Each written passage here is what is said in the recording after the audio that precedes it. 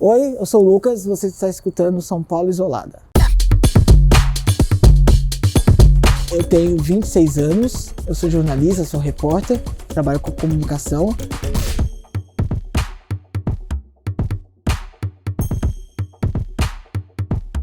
Eu sou homem negro, cabelo crespo, grande, e eu tô vestido calça marrom, tênis preto, jaqueta preta também, e com uma PFF2, uma máscara azul no rosto que parece um bico de tucano. O começo da pandemia para mim foi um pouco desesperador, porque eu sou uma pessoa muito de rolê, né? De sair de final de semana. Eu tava com uns ingressos para ir em show do Sesc, e isso não ia rolar mais, assim. Eu fiquei muito triste, de fato, muito.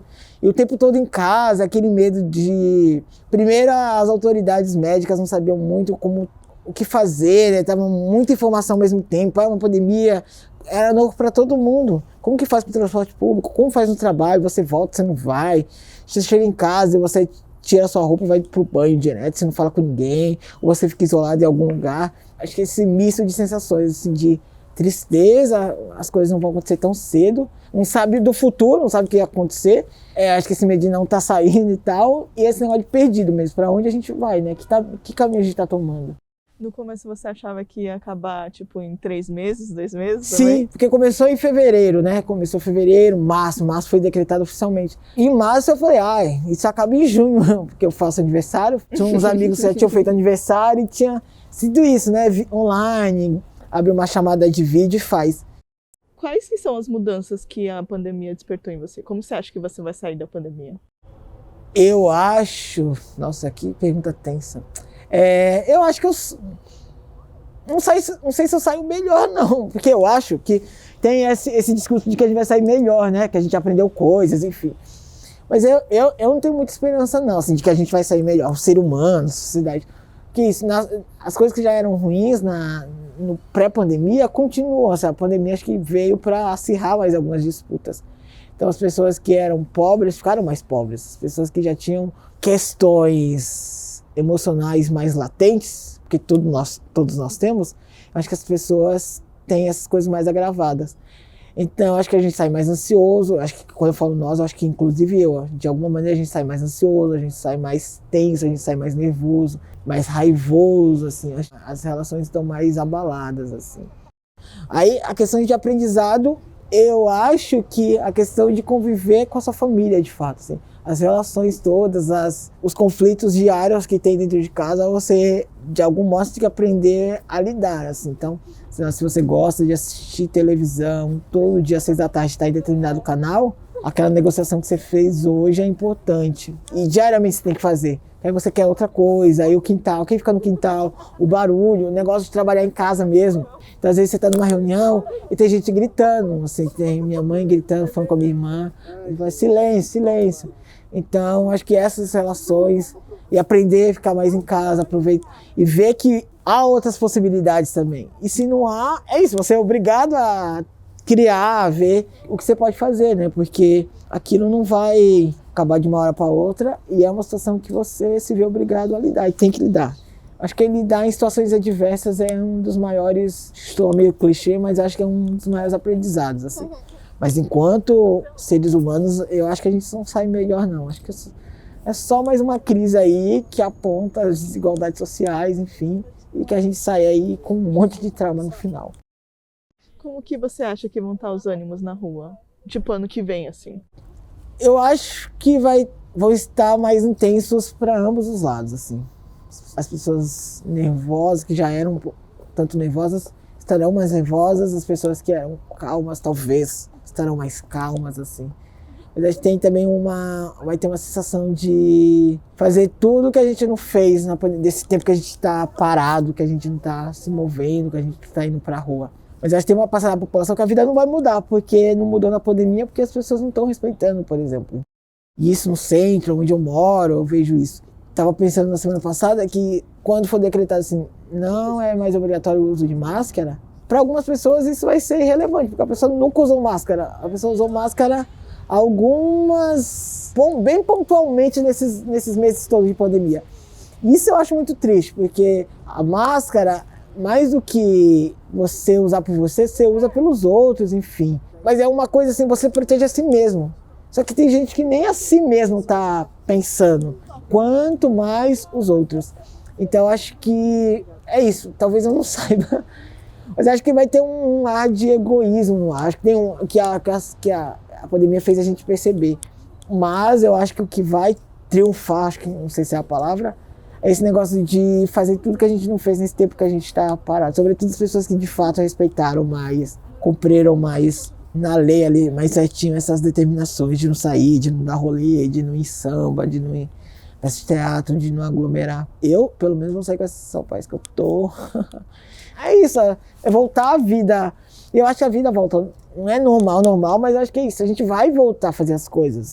Algumas pessoas apontaram, enfim, que a gente vai ter mais cuidado, mais higiene. Eu não sei se as pessoas vão parar de comer churrasco grego ali no centro de São Paulo, aquele churrasco cheio de pombo, enfim, não sei, acho que não. O ketchup ali na feira, um pega, outro pega, não sei. Acho que não. Eu não sei, acho que a gente não vai andar com álcool em gel, assim. Talvez tenha algumas obrigatoriedades, sei lá, todo comércio ter álcool em gel, mas sim, mas essas coisas mais individuais no trato diário, de ir numa festa, todo mundo gritando e todo mundo passando a mão de todo mundo, carnaval, não sei se isso muda as práticas, não, acho que não. Conta sobre o seu emprego, assim, conta como é que está sendo essa experiência de ficar viajando no meio de uma pandemia e também vendo o lado de quando você está no Rio e em São Paulo, assim, quais que são as diferenças ou semelhanças, não sei, que você enxerga ou...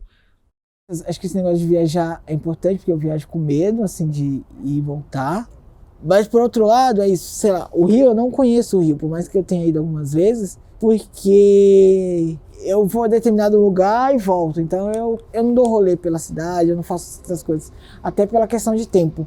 Eu acho que as coisas são mais iguais do que diferentes. A questão de não respeito às regras, por exemplo, isso é uma coisa que, tanto lá quanto aqui, é perceptível, você vê em todo lugar, nos bairros nobres, nos bairros mais pobres também, essa falta de respeito a determinações, o próprio uso de máscara, no transporte público, em ônibus.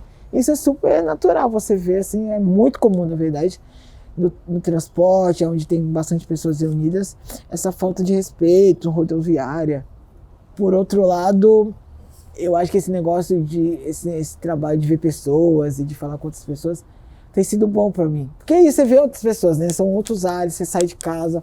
Então, acho que só ter a chance aqui, muito entre aspas, a oportunidade de sair de casa, essas experiências são muito boas pra mim por ver pessoas, falar com outras pessoas, ouvir, estar em outros ambientes, conhecer outras histórias. Eu gosto disso. E com a pandemia, como eu tava só em casa, eu não tinha isso. Era muito rede social, né? Você falar com as pessoas via WhatsApp, enfim.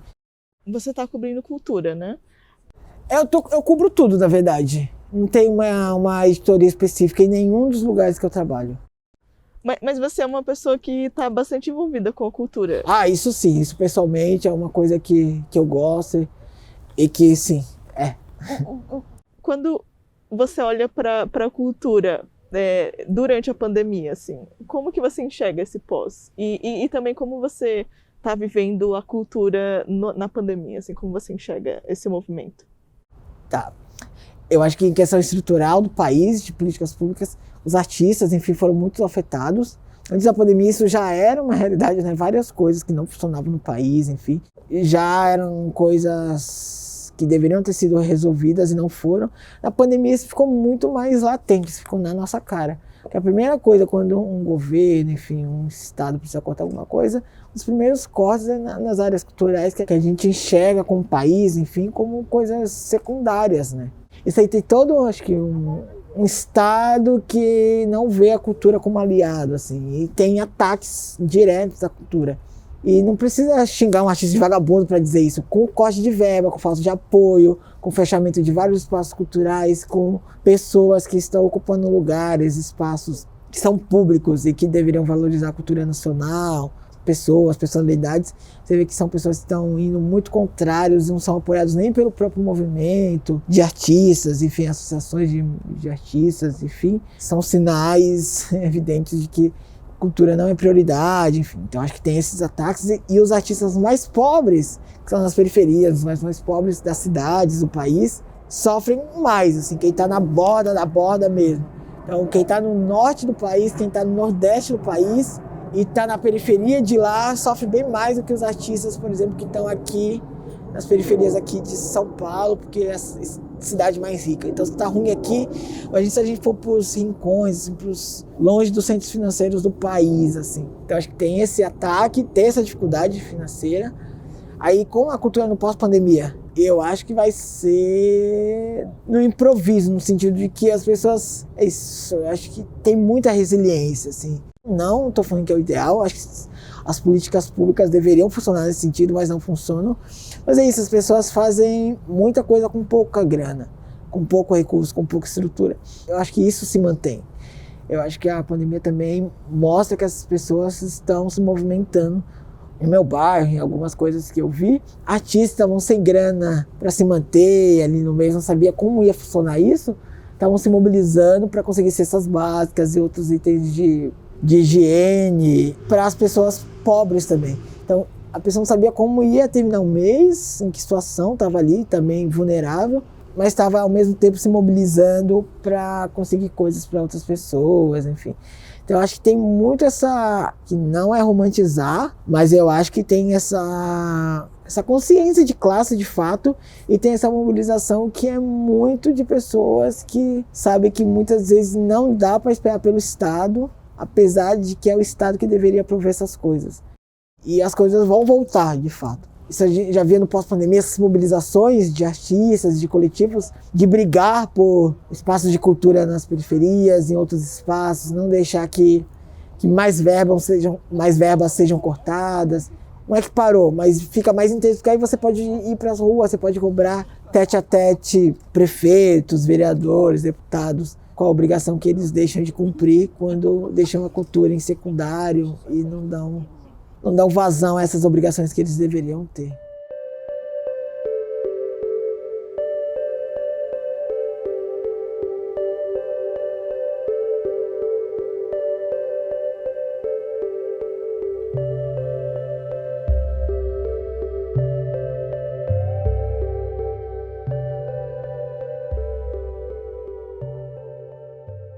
Fala da sua experiência na Agência Mural.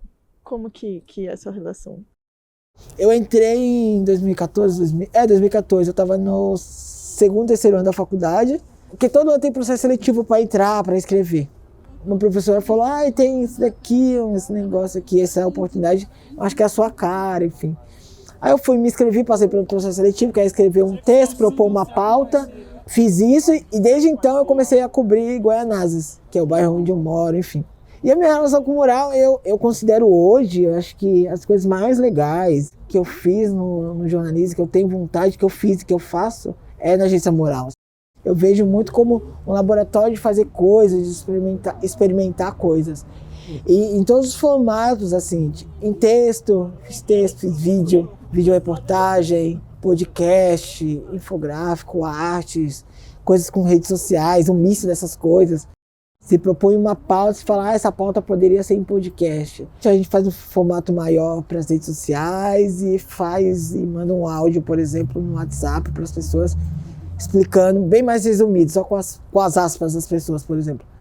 Eu encaro como um trabalho, mas essa visão para mim é muito secundária. Porque é isso, muitas das pessoas que eu trabalho diariamente são meus amigos mesmo, né? Então tem essa relação de trabalhar com pessoas que você gosta e de propor coisas. Você pode propor as coisas, você pode discutir juntos, e as pessoas estão na mesma vibração que você, estão na mesma linha que você. Continuando no jornalismo, eu estou conversando assim, com muita gente e eu acho que não é um caso isolado, porque afinal muita notícia ruim, assim, mas de pessoas que pararam mesmo de ver o que está acontecendo. Uhum. Como que você vê essa questão do jornalismo na pandemia? Eu acho que o jornalismo é uma faca de dois gumes, né? É muita coisa acontecendo o tempo todo, né? Mas eu acho que eu consigo consigo minimamente controlar até onde eu posso ir, até onde aquilo vai me ajudar no trabalho ou não, eu só estou fazendo aquilo porque eu tenho que me manter informado. Eu, pelo menos, não tenho essa pressão interna de que eu tenho que saber de tudo. Eu tenho que saber das coisas que vão me ajudar no trabalho, na vida, enfim. Porque isso não dá para você saber de tudo. E mais do que não dá para saber de tudo, as notícias são só ruins, né?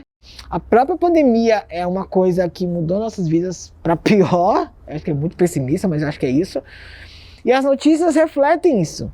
Então, ao mesmo tempo que a gente tem uma pandemia que mudou a nossa vida, tem pessoas mais pobres, tem pessoas passando fome, tem pessoas sem dinheiro, tem pessoas sem emprego, que já era uma crise que o país já passava. A gente tem o racismo que não parou, tem o machismo, tem tantas coisas que no dia a dia, por mais que isso não te afete diretamente, sei lá, o machismo não me afeta diretamente, mas você noticiar isso e ouvir histórias de que a violência doméstica cresceu, isso é uma notícia aí que não é bom de dar.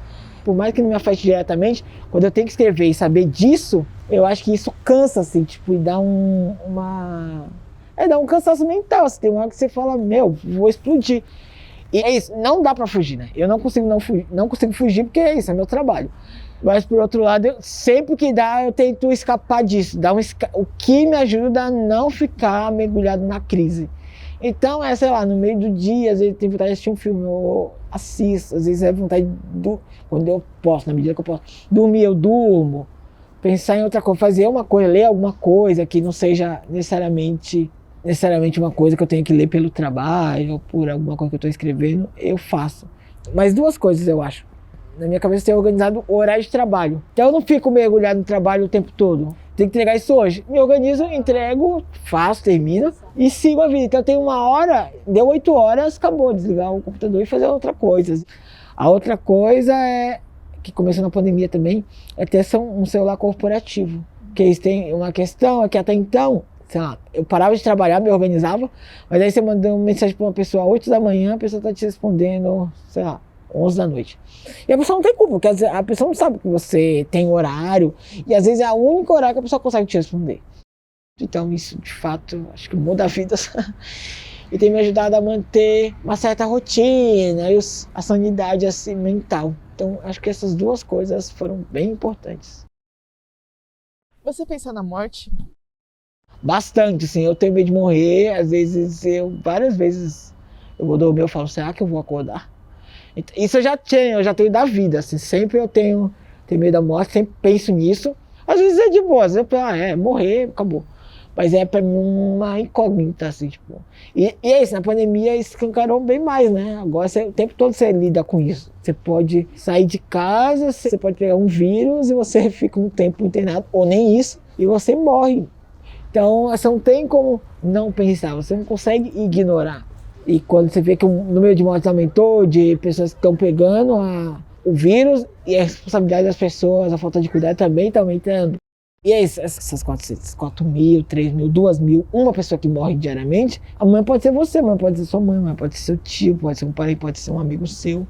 Por mais que a gente cansa dos números, né? Mas é isso, que é mudar essa ideia de que são números. Esses números são pessoas que tinham sonhos, que tinham vontades, que eram como a gente, assim, talvez viviam em realidades diferentes, viviam no Nordeste, no Norte, no Sul do país, mas que tinham sonhos, tinham realizações, eram tios de alguém, estavam terminando o mestrado, estavam começando a faculdade, ia fazer 18 anos, estavam namorando.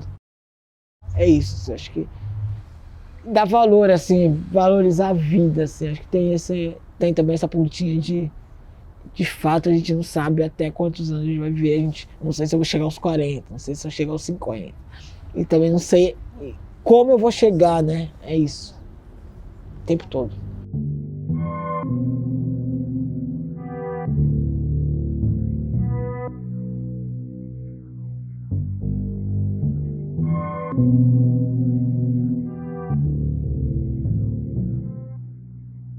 Como você avalia as autoridades lidando com a pandemia? Isso tanto o governo federal quanto o estadual.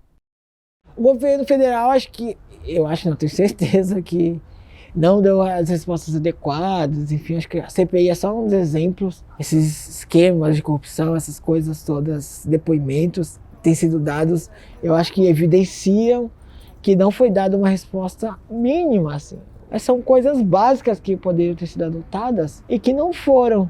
Se a gente for ver outros países, a realidade de outros países, até quando a gente não tinha vacina, os líderes mundiais, os presidentes, as autoridades máximas dos países estavam indicando os cuidados que os médicos recomendavam. Então é isso, assim. A gente não tem vacina, a gente está procurando, mas o que a gente pode fazer agora é lavar as mãos, ficar distante, usar álcool em gel, máscara, distanciamento social. É isso que a gente tem que fazer agora. Essa negação na prática mesmo de incentivar a invasão de hospitais para ver cadê as pessoas com Covid, assim. Abrir caixões, várias vezes vi vídeos circulando de pessoas abrindo caixão para ver se de fato tinham sido enterrados, dizendo que os números estavam sido colocados para cima só para assustar as pessoas. E tantas outras coisas, tratamentos de remédios que comprovadamente as pesquisas, os médicos disseram que não funcionam. As trocas de ministros também. Não pode esquecer que o auxílio demorou para chegar. O que o governo federal queria dar o valor era menor, era metade do que foi estabelecido depois. E fora que o valor, por mais que seja um valor maior do que o governo federal queria, que era R$ 600, ainda era um valor pouco, né? Uma casa que tem 3 crianças, o pai e a mãe, por exemplo, 5 pessoas. R$ 600 é R$ 120 para cada um. E esses preços absurdos, os alimentos aumentaram, a gasolina, tantas coisas aumentaram que são essenciais. Como que você vive, uma pessoa fica um mês, tem 30 dias com R$ 120 na média, e o desemprego em alta, né? Então, por isso que, por outro lado, essas mobilizações sociais, enfim, comunitárias, foram o único escape para as pessoas não passarem fome mesmo, porque não tinha outra alternativa. Isso, e elas foram jogadas para o risco da morte, porque o transporte público também, por mais que os órgãos oficiais digam, não, porque a frota aumentou enquanto as pessoas saíram menos. Ônibus a gente sempre viu lotado, à luz, 6 da tarde, pouca diferença dos dias antes da pandemia, sempre foi lotado. E as pessoas não veem ali modificações ou que aquele discurso na prática se concretiza, e é possível se concretizar. Sobretudo os mais pobres, que dependem do transporte público, são autônomos, então tem que ir para a rua para conseguir comida. O que você quer para o futuro do Brasil? Eu quero um Brasil. Acho que eu não sei se dá para pensar futuro, porque é um país tão assim, tão difícil. E falar que o Brasil é um país difícil não quer dizer que os outros, eu amo os Estados Unidos.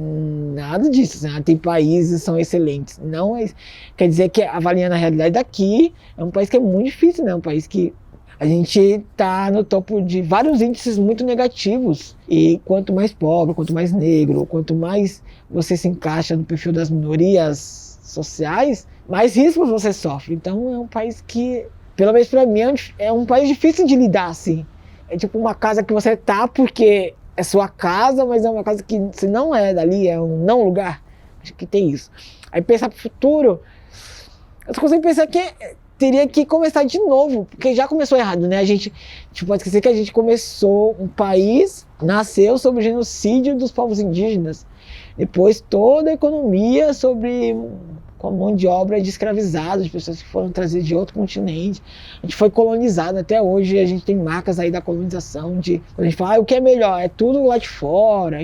A gente não valoriza o que a gente tem, as pessoas daqui, os brasileiros de fato, os indígenas, a gente está aí com várias possibilidades e leis que diminuem os direitos dessas pessoas, desses cidadãos, que eles são os povos originários daqui, diminuir as áreas demarcadas, demarcar menos, não demarcar quilombolas também, a gente não valoriza, a gente não dá oportunidade em diversas esferas. Aí isso também se reflete para a comunidade LGBTQIA+, para as mulheres também. A Coalizão Negra por Direitos, que é uma organização da sociedade civil, do movimento negro, diz que a gente precisaria de uma nova abolição da escravatura. Acho que a gente precisaria de uma nova independência, assim. É um novo país, assim, de fato. Porque, eu não sei, por outro lado, talvez seja percebido da minha parte, mas eu acho que a gente evolui muito pouco para ser um país melhor. A gente tem algumas conquistas. Hoje, sei lá, as pessoas negras conseguem entrar mais na faculdade. Mas se você for comparar o todo, são pouquíssimas pessoas. E essas pessoas, elas entram mais na faculdade, mas continuam sendo muito mais mortas do que pessoas brancas, por exemplo. E as mulheres negras, por exemplo, são mais mortas que as brancas.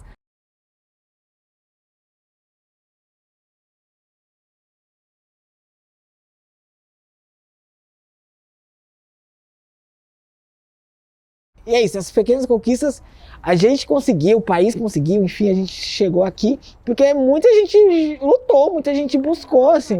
Pequenas coisas são frutos de muita luta, muito esforço, muito sangue derramado, sobretudo das minorias étnicas, sociais, mas por outro lado a gente tem retrocessão a dar com pau, que é fazer um novo Brasil, é refundar mesmo.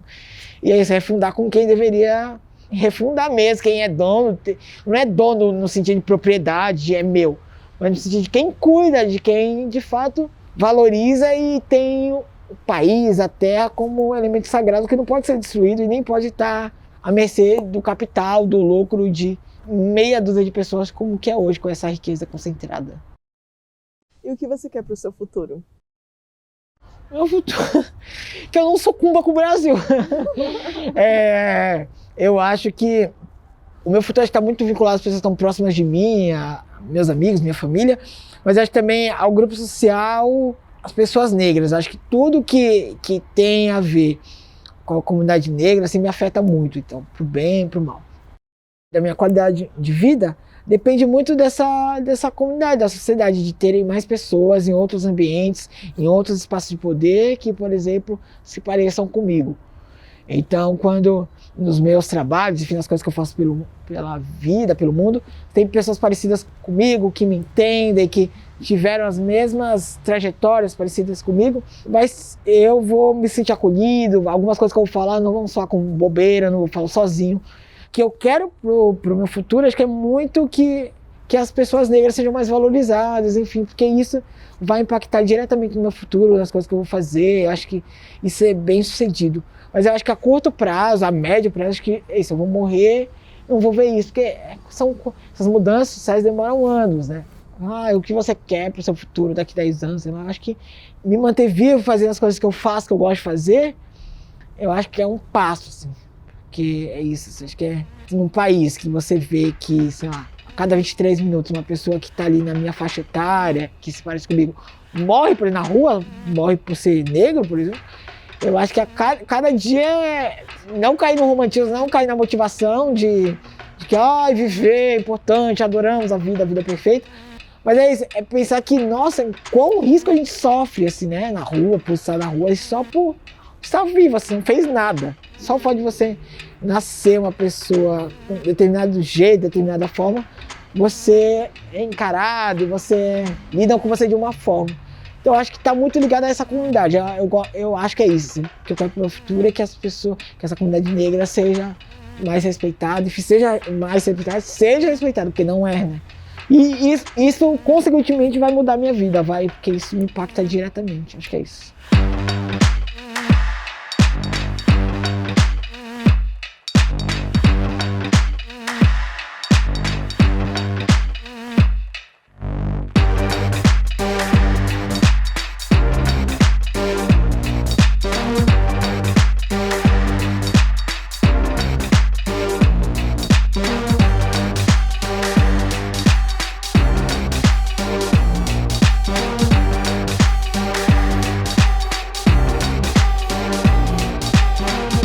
O podcast São Paulo Isolada é um projeto independente criado por mim, Isabela Yoshimura.